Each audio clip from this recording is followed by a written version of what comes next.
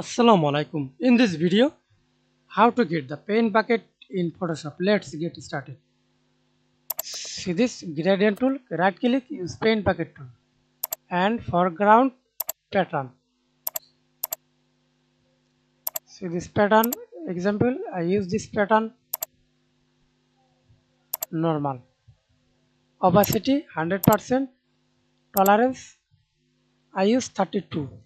You can use any number, okay, and result. See this result.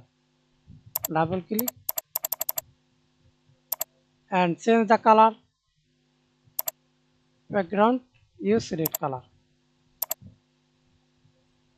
and again change the color, click this icon or press X